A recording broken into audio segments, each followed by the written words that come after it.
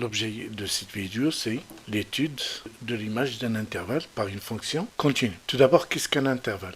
Soit I une partie de R. I est un intervalle de R, si seulement si, pour tout x, y appartenant à I au carré, pour tout z appartenant à R. Si z est compris entre x et y, alors z appartenant à I. Autrement dit, tout réel compris entre deux éléments de I est un élément de I. Comme exemple, R étoile qui est égal à moins l'infini 0 union 0 plus infini n'est pas un intervalle car moins 1 appartenant à R étoile, 1 appartenant à R étoile, 0 y compris entre moins 1 et 1, mais 0 n'appartient pas à R étoile.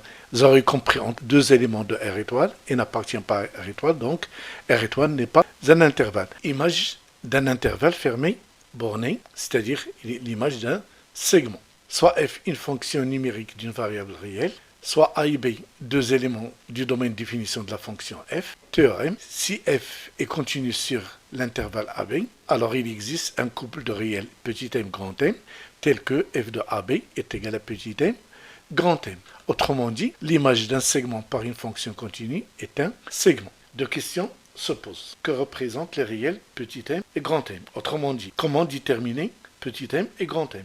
La deuxième question, à quoi ça va nous servir ce théorème?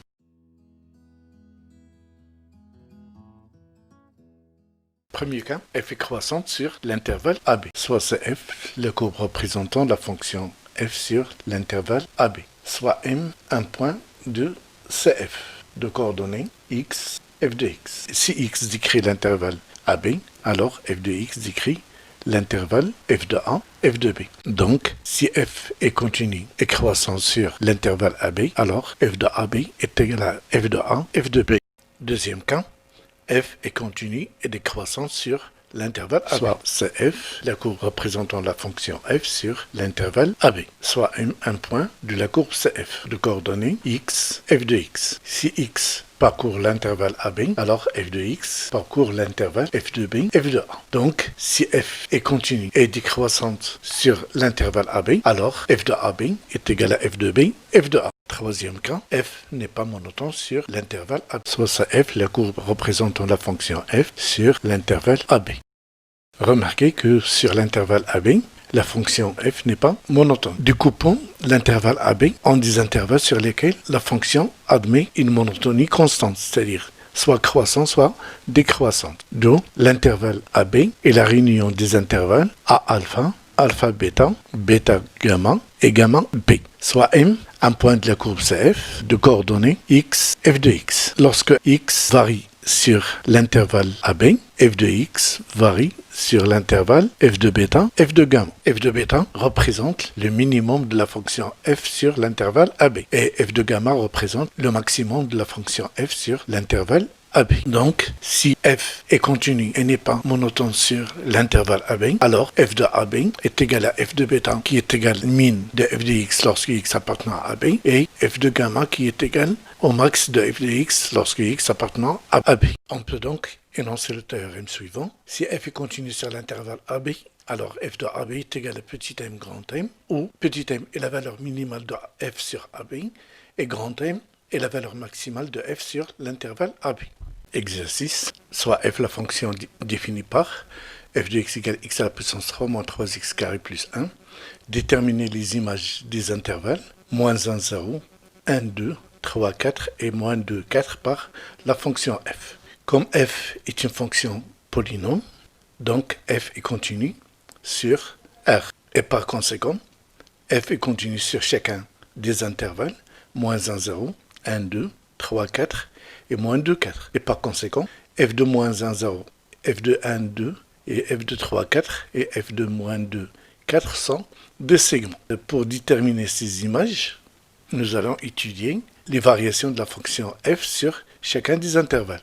Donc pour cela, étudions les variations de la fonction f. On a, quel que soit x appartenant à R, f' de x est égal à 3x au carré moins 6x, qui est égal à 3x facteur de x moins 2, le tableau de variation de f. Déterminons f de moins 1, l'intervalle moins 1, 0 est contenu dans l'intervalle moins l'infini 0, et la fonction est croissante sur l'intervalle moins l'infini 0, d'où f est croissante sur l'intervalle moins 1, 0. D'où f de moins 1, 0 est égal f de moins 1, f de 0, qui est égal moins 3, 1. Déterminant l'image de l'intervalle 1, 2. L'intervalle 1, 2 est contenu dans l'intervalle 0, 2. Et sur l'intervalle 0, 2, la fonction est décroissante, d'où f de 1, 2 est égal f de 2, f de 1. f de 2 est égal 8 moins 12, ça fait moins 4, plus 1, ça fait moins 3. Et f de 1 est égal 1 plus 1, c'est 2. 2 moins 3, ça fait moins 1. Donc l'image de l'intervalle 1, 2 et l'intervalle moins 3, moins 1. Déterminons maintenant f2, 3, 4. L'intervalle 3, 4 est contenu dans l'intervalle 2 plus l'infini. Et sur l'intervalle 2 plus l'infini, la fonction f est croissante. D'où f de 3, 4 est égal f de 3, f de 4. L'image de 3, 4 est l'intervalle 1, 17. Maintenant, déterminons f de moins 2, 4. Sur l'intervalle moins 2, 4, la fonction f n'est pas monotone, car elle est croissante, décroissante, puis croissante. Dans ce cas, on cherche la valeur minimale et la valeur maximale. On a f de moins 2, ça donne moins 21. Et l'image de 4, c'est 17. Donc la valeur minimale de f sur l'intervalle moins 2, 4 est moins 21. Et la valeur maximale, c'est 17. Donc f de moins 2, 4 est égal à moins 21, 17.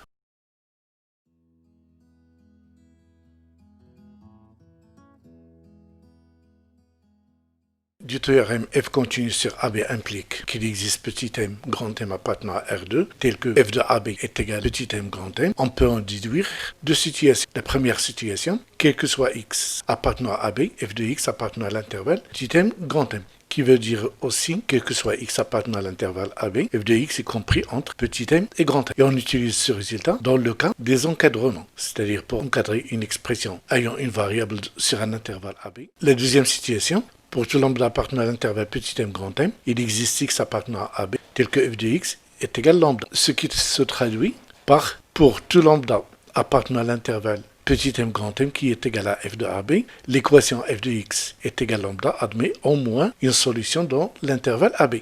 Donc on utilise ce résultat aussi pour vérifier si une équation admet des solutions ou non sur un intervalle donné AB. Exercice. Premièrement, montrer que, quel que soit x appartenant à l'intervalle moins 1, 4, x à la puissance 3, moins 3x carré plus 1 est compris entre moins 3 et 17. Deuxièmement, montrer que l'équation x à la puissance 3, moins 3x carré plus 1 égale à 0 admet au moins une solution dans l'intervalle moins 1, 4. Troisièmement, l'équation x à la puissance 3, moins 3x carré plus 1 égale à 20 admet-elle des solutions dans l'intervalle moins 1, 4. Premièrement, montrant que, quel que soit x appartenant à l'intervalle moins 1, 4, x à la puissance 3, moins 3x carré, plus 1, y compris entre moins 3 et 17. Pour montrer cet encadrement, on va poser pour tout x appartenant à l'intervalle moins 1, 4, f de x est égal x à la puissance 3, moins 3x carré, plus 1. Et déterminons l'image de l'intervalle moins 1, 4 par la fonction f. On a f est continu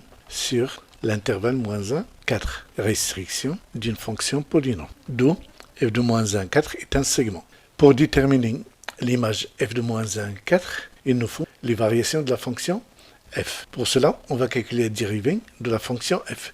On a quel que soit x appartenant à l'intervalle moins 1, 4, f' de x est égal 3x carré moins 6x qui est égal 3x facteur de x moins 2. D'où le tableau de variation de la fonction f sur l'intervalle moins 1, 4. Sur l'intervalle moins 1, 0, la fonction est croissante. Sur l'intervalle 0, 2, elle est décroissante. Et sur l'intervalle 2, 4, elle est croissante. Donc la fonction n'est pas monotone sur l'intervalle moins 1, 4. Donc l'image de l'intervalle moins 1, 4 par la fonction f est égale la valeur minimale de f sur l'intervalle moins 1, 4 est moins 3. Et la valeur maximale, c'est 17. Donc, quel que soit x appartenant à l'intervalle moins 1, 4, x à la puissance 3, moins 3x au carré, plus 1 est compris entre moins 3 et 17. On a ainsi démontré l'encadrement demandé. Deuxièmement, montrant que l'équation x à la puissance 3, moins 3x carré, plus 1 égale égale à 0 admet au moins une solution dans l'intervalle moins 1, 4. Posons, comme tout à l'heure, f de x égale x à la puissance 3 moins 3x carré plus 1. Nous avons vu que f de moins 4 est égal à moins 3, 17. Et 0 appartient à l'intervalle moins 3, 17. D'où il existe au moins un c appartenant à l'intervalle moins 1, 4, tel que f de c est égal à 0. Et par conséquent, l'équation f de x égale à 0 admet au moins une solution dans